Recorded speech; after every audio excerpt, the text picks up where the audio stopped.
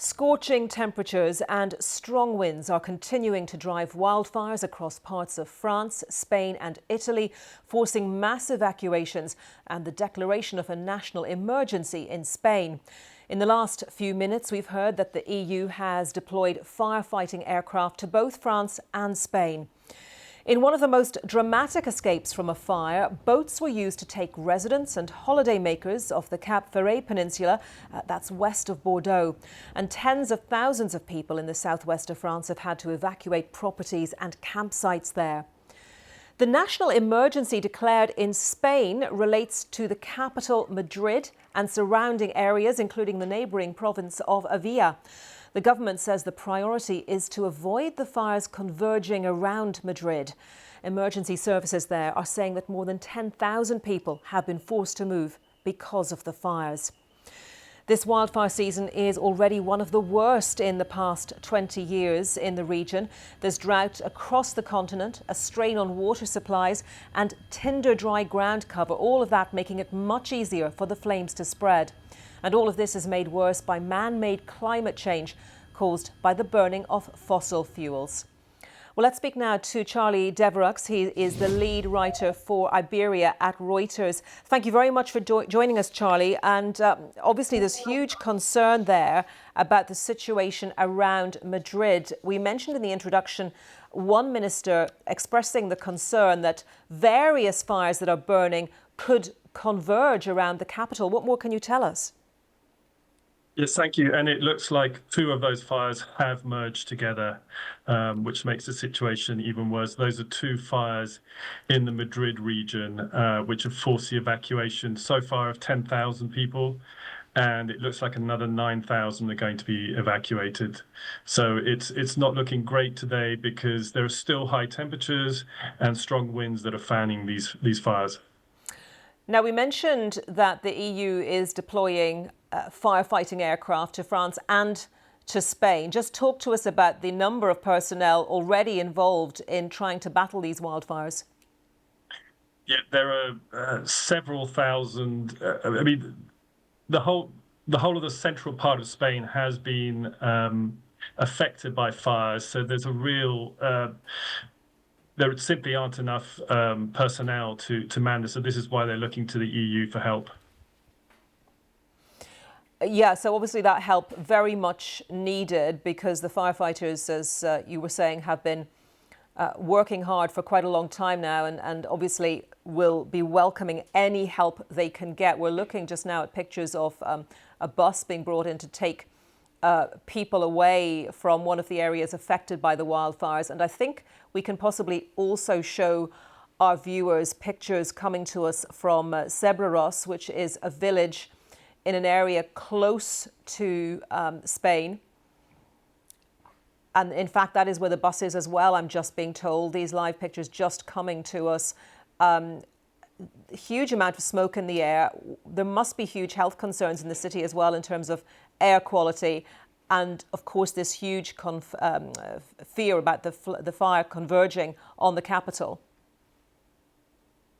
Yes, absolutely. And you can even see some of the fire from the capital where I am at the moment, at least the smoke from the fire. So it's clearly affecting air quality. And you know, part of the reason why this national emergency has been declared, which is the first time this has ever been declared for a wildfire, is partly because of the conditions, the three fires possibly converging, but also because it's a very densely populated area. This is an area very popular with residents of Madrid, where many have second homes. So it is up in the mountains, but it's densely populated. So you've got that combination of dense population with forest and mountains. So an unprecedented situation that you're describing there, Charlie.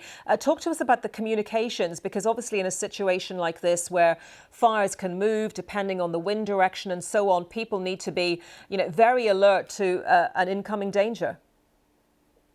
They do. So the government has been sending out these special alerts by text, telling some people, that they need to stay in their homes, others to evacuate. The problem with fires is that they can change direction, so it's very difficult. You've got to be very alert the whole time to the development of the fire. And can I just clarify with you, Charlie, 3 fires now converged close to Madrid. Is that the situation? Fires converged. There's a danger of another one converging, but the last we heard was from a representative of the national government in Madrid saying that 2 were on the point of converging and may have already converged. Okay, thank you for clarifying that for us. Charlie Devereux there for us in Madrid. Well, let's talk about France now, because as we were saying in the introduction, tens of thousands of people are fleeing one of France's most popular holiday areas on the Atlantic coast as 2 forest fires defy efforts to bring them under control. The authorities have ordered the evacuation of the Cap Ferret peninsula, which lies west of Bordeaux, which risks being cut off by the blaze. 40,000 people are urgently leaving the affected areas. Overnight, President Macron said he had asked the European Union's civil protection mechanism for help against the fires. As we were mentioning, aircraft have now been deployed to France. He says the crisis remains very intense. Let's get the latest from France and speak to our reporter Jo Kent, who found herself in the middle of an evacuation on her family holiday. Jo, thank you very much for joining us. Tell us exactly where you were and what happened. So we were staying in a village called Clowy. It's the first village on the Cap Ferret Peninsula, and it's adjacent to the town of Cap Ferret, which yesterday the fire was threatening, and where now more than 50 houses have been burned by the fire. We were evacuated from our accommodation about yesterday lunchtime. So the fire broke out on Wednesday at about midday. We were first aware of it at about 4 o'clock on Wednesday, when we came out of a restaurant where we'd had lunch at the very tip of Cap Ferret and looked north up the peninsula, and we could see this huge mushrooming plume of smoke in the air. We thought it was further round the bay, and actually we were chatting to a French gentleman who said, oh, well, it won't affect the Cap Ferret. But later that day, as we cycled back to where we were staying, there was ash falling on us. You could smell the smoke in the air. And when I was able to look it up online, we became aware that actually the fire was burning directly north of the peninsula in the forest above us. We went down to the local beach that night. You could see the flames. It was an apocalyptic scene. You could see it flaring up as the wind was gusting. And we very much hoped it would be brought under control overnight. But by the next morning, having looked at news updates throughout the night, it was clear that it had almost doubled in size overnight. People had to be evacuated. We went out yesterday morning. The town was pretty much deserted. The traffic is normally nose to tail right down the peninsula, but the road had been closed and there was no traffic at all. The local supermarket was deserted. There was no one at the market. And then when we got back to our campsite, we were told we would have to pack up and leave within 30 minutes. Some people that morning we'd seen already leaving. They packed their cars overnight and headed off. Some people were in a bit of a panic and left their tents in situ and just packed bags and went. In hindsight, now that they've evacuated the whole of the peninsula, we were very lucky to be able to get out yesterday when the road was still relatively accessible. Yeah, because there are concerns. There are concerns, aren't there, Jo, that the peninsula could be cut off. So you got back to the campsite and then you got 30 minutes notice to evacuate. Given what you described, the nearest town being deserted, the supermarket empty, shut up, etc., would you have perhaps expected to get even more notice than that? Well, the fire itself was still some distance from us. So I don't think people will necessarily feel threatened by the fire. But the problem is that the peninsula just has this one access road. And if you've got 150,000 people on the peninsula in the height of the holiday season and that gets cut off, the only means of escape is by boat. And that was something we talked about when we watched the flames. And we did think, they're going to have to get people off ahead of this fire cutting off the means of escape. So it seems that it was a precautionary evacuation, and it was reasonably calm and well managed.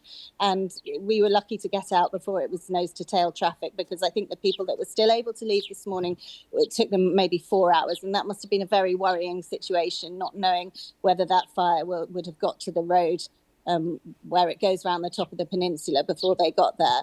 Okay. You can imagine that would be a very scary situation. Okay, Jo, thank you very much for talking to us. Jo Kent there, and best wishes to you and your family, and obviously a fairly scary situation, although thankfully able to get out well before any flames got close. And let's talk now to David Morton, who was holidaying with his wife and 2 children in Petit-Piquet in the southwest of France again, when he received an emergency evacuation message in the early hours of the morning. David, welcome to the programme, and thank you very much for taking the time to talk to us. So I understand this came through the message at 3 a.m. local time, so I'm guessing you were all probably asleep. That must have been quite a way to wake up. Yes, we were fast asleep. We'd seen, obviously, that the fire was some distance away. Some people further north had been evacuated, as you just heard, but we felt that we were still a good way south down the peninsula. So when our phones all went off at 3 a.m. in the morning, all in French, of course, it felt that something must have changed quite substantially. And we leapt to pack our bags, get in the car and drive north as quickly as we could. So I understand that in the couple of days preceding, there were messages coming through on phones, but clearly not at 3 a.m. You sensed then the urgency of this warning in the middle of the night, the early hours of the morning. Do you speak French? Were you able to translate what was being said in the message? We got 95% of it, I would say. My wife speaks good French, and you would only expect it to be in French. So I think it was great that we got that alert.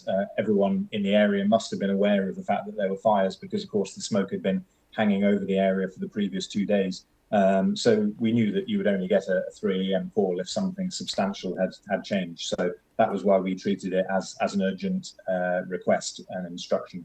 So when you left the property where you were staying, describe for us what you could see, what you could smell in terms of smoke, etc. What was it like? Yeah, so it was obviously at night it was dark, but there were 2 or 3 areas where the sky was lighter, a kind of a dark orange or red colour. And our immediate thought was the fire must have spread. It must have leapt a bit further down the coast, and maybe that's what's precipitated the evacuation. So that was the first thing we saw. There had been ash settling over the house during the course of the previous day. That was still around.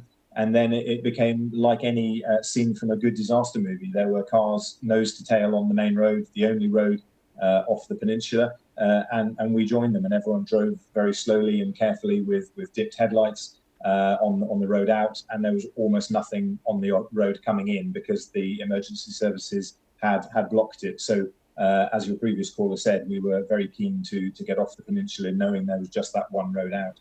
Yes, it sounds from both you and our previous guest like that was a very orderly process. Well, David, best wishes to you and your family. David Morton there, who had to leave his holiday property because of the approaching flames there in the southwest of France.